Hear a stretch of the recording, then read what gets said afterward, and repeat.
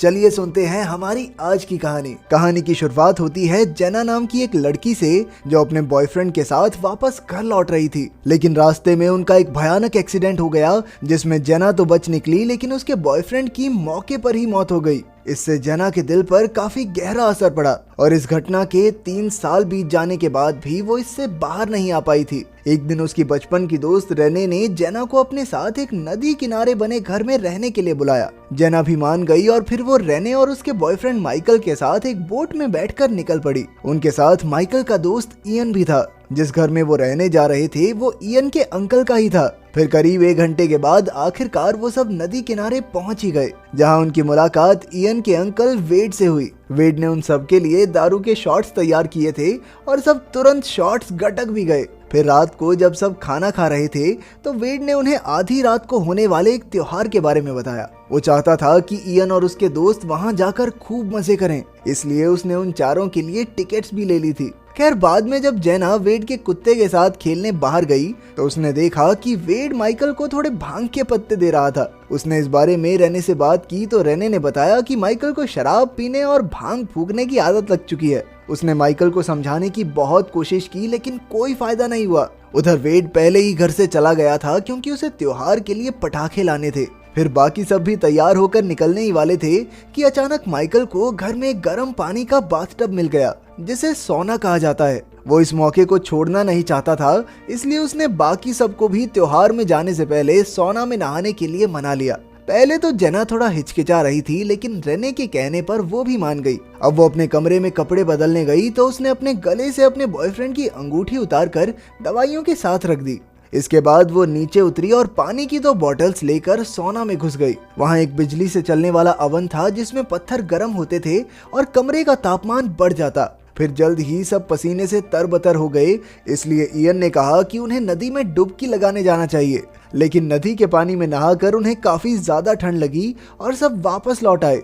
Ian और Michael तो नीचे बैठकर शराब पीने लगे और रेने जेना के साथ सोना में चली गई। फिर जल्द ही माइकल टल्ली हो गया और वो भी इयन के साथ सोना में आ गया। वहाँ उसने रेने को अपने साथ कमरे में चलने को कहा, लेकिन ऐसी हालत में रेने उसके साथ चलने को हरगिज राजी नहीं थी। आखिरकार माइकल अकेला ही शराब और भांग पीने के लिए नीचे चला गया। उसके जाने के बाद रेने ने अपनी परेशानी बताते हुए कहा कि वो माइकल के शराब पीने की वजह से तंग आ चुकी है। जब भी वो कहीं बाहर जाते हैं तो माइकल टल्ली हो जाता है और फिर रेने को उसे संभालना पड़ता है। कुछ समय पहले तक वो काफी अच्छे से रहता था लेकिन अब वो बदल सा गया था। तभी अचानक उन्हें बाहर से काफी तेज आवाज सुनाई दी। उन्हें लगा कि शायद माइकल नशे में गिर गया होगा, इसलिए रेने ने बाहर निकलकर देखने की कोशिश की, लेकिन उससे सोना का दरवाजा खुल ही नहीं रहा था। अब इयन ने भी दरवाजा खोलने की कोशिश की लेकिन कोई फायदा नहीं हुआ। ये देखकर जेना काफी घबरा गई और चिल्लाने लगी क्योंकि उसे लगा कि कुछ बहुत बुरा हो गया है। लेकिन रेने ने किसी तरह उसे शांत किया। अब उन्होंने दरवाजा खोलने में जी जान लगा दी और एक छोटे से कांच से चिल्लाकर माइकल को काफी आवाजें भी लगाई, लेकिन उनकी मदद के लिए कोई नहीं आया। इयन को लगा कि माइकल जरूर उनके साथ कोई मजाक कर रहा है और वो जल्द ही दरवाजा खोल देगा। लेकिन तब जेना ने कहा कि वेड ने माइकल को भांग के पत्ते दिए हैं, तो अगर वो मजाक भी कर रहा है तो जल्द ही भूल भी सकता है कि उसने अपने दोस्तों को यहाँ बंद कर दिया। पर रेने अब भी काफी शांत थी। शायद वो ये नहीं जानती थी कि जल्द ही वो यहाँ की गर्मी में झुलसने वाली है। खैर बाद में इयन ने कांच से बाहर देखा तो पता लगा कि दरवाजे के बाहर कुछ अटका हुआ था, जिस वजह से दरवाजा खुल नहीं रहा। रेने ने कहा कि कांच तोड़ देना चाहिए, लेकिन इयन अपने अंकल के सोना को नुकसान नहीं पहुंचाना चाहता था। उसने कहा कि कोई दूसरा रास्ता ढूंढ लेते हैं। अब उनका मकसद था बढ़ते तापमान से निपटना। तभी जेना ने देखा कि थर्मोमीटर के पीछे थर्मोस्टेट लगा हुआ था, लेकिन इससे वो तापमान कम नहीं कर सकते क्योंकि उसका बटन तो सोना के बाहर ही था। इसलिए इयन ने कहा कि उन्हें थर्मोस्टेट से कोई छेड़छाड़ नहीं करनी चाहिए। इसके बाद कमरे का तापमान धीरे धीरे बढ़ने लगा और रेने खुद को रोक ना सकी, इसलिए उसने एक लकड़ी से कांच पर वार करना शुरू कर दिया, लेकिन इससे कोई खास फायदा नहीं हुआ। अब रेने की ऐसी बुरी हालत देखकर इयन ने खुद कांच तोड़ने का फैसला किया। उसने एक तौलिया और लकड़ी की मदद से भट्टी से एक जलता हुआ पत्थर निकाला और उसे पानी में डालकर ठंडा किया। फिर उसने पत्थर उठाकर कांच पर लगातार वार किए। खैर कांच तो नहीं टूटा, लेकिन उसके हाथ से खून बहने लगा, पर उसने हिम्मत नहीं हारी और लगातार पत्थर मारता रहा।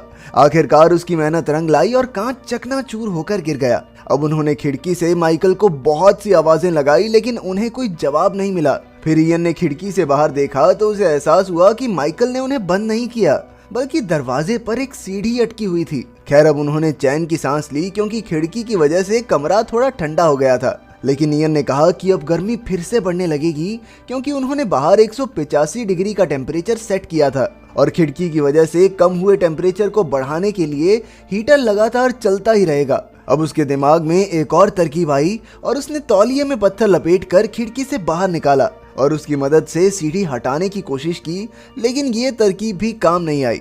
अब समय उनके हाथों से निकलता जा रहा था, इसलिए रेने ने थर्मोस्टेट तोड़ने का फैसला किया ताकि टेम्परेचर और ना बढ़े।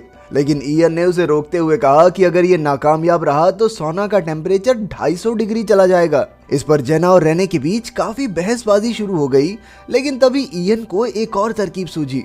उसने एक बल्ब में शॉर्ट सर्किट करने की सोची, जिससे पूरे सोना की बिजली ही बंद हो जाएगी। हालांकि ये काफी खतरनाक था, लेकिन इयन ने एक बल्ब निकालकर उसे गीला कर दिया और फिर तौलिए से उसे वापस लगाकर शॉर्ट सर्किट करने की कोशिश की। लेकिन किस्मत ने उनका साथ नहीं दिया और इयन को जोरदार बिजली के झटके लगे, जिससे वो बेहोश होकर नीचे गिर गया। अब दोनों लड़कियां उसकी मदद करने के लिए दौड़ी, लेकिन कमरे में रोशनी ना होने की वजह से वो कुछ नहीं कर पाई। उधर वेड ने एक मैदान के पास अपने कुत्ते को खेलने के लिए छोड़ दिया और खुद त्योहार के लिए पटाखे लगाने लगा। इसी तरह कई घंटे बीत गए और अब इयन और बाकियों की हालत काफी खराब हो गई थी। पर अचानक उन्हें वेड के कुत्ते के भौंकने की आवाज सुनाई दी। उन्होंने फिर से जोर जोर से चिल्लाना शुरू कर दिया और कुत्ता समझ गया कि वो जरूर किसी मुसीबत में है।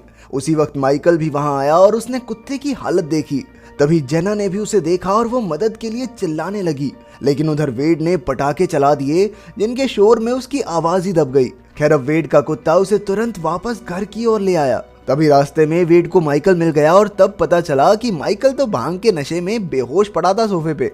जब उसे कुत्ते के भौंकने की आवाज सुनाई दी तब तो उसकी आंख खुली और अब उसे लग रहा था कि उसके दोस्त उसके बिना ही त्योहार मनाने चले गए। इस पर वेड ने कहा, अरे चले गए तो जान दे, चल दोनों मिलकर भांग पियेंगे। उधर सोना के अंदर पीने का पानी भी खत्म हो चुका था।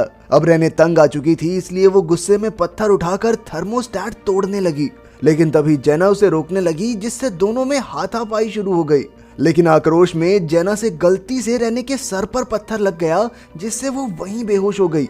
अब जेना पछतावे में आकर फूट फूट कर रोने लगी। तब इयन ने रेने को उठाकर हीटर से दूर किया और जेना को विश्वास दिलाया कि सब कुछ ठीक हो जाएगा।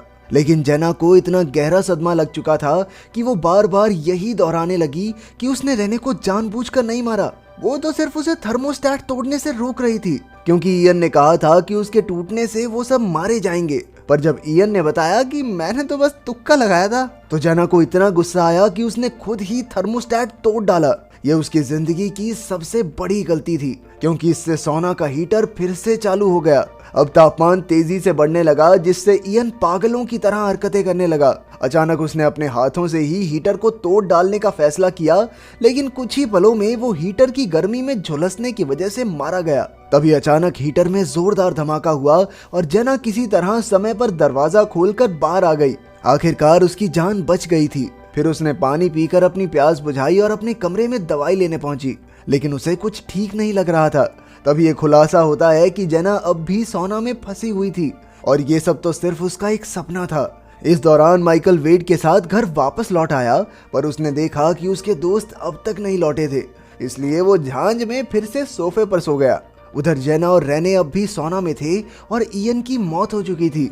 जल्द ही रेने को होश आया और जेना उसे सहारा देकर खिड़की तक ले आई ताकि वो ढंग से सांस ले सके। फिर उसने देखा कि हीटर में से गैस निकल रही थी, इसलिए उसने तुरंत लकड़ी से उसे ढक दिया और अचानक वहीं बेहोश हो गई। इसके बाद हम फ्लैशबैक में देखते हैं कि आखिर इस सब की शुरुआत हुई कैसे। असल में जब माइकल नशे में धुत होकर सोना के बाहर निकला तो उसका पैर फिसल गया और दरवाजे के सामने कई चीजें बिखर गई, लेकिन वो कुछ भी समेटे बिना वहां से चल पड़ा, जिससे कि सीढ़ी दरवाजे पर ही अटक गई और बाकी सब अंदर कैद हो गए। खैर कुछ समय बाद जब वेड वापस लौटा तो उसने खिड़की से देखा कि रेने और जेना अंदर फंसे हुए थे।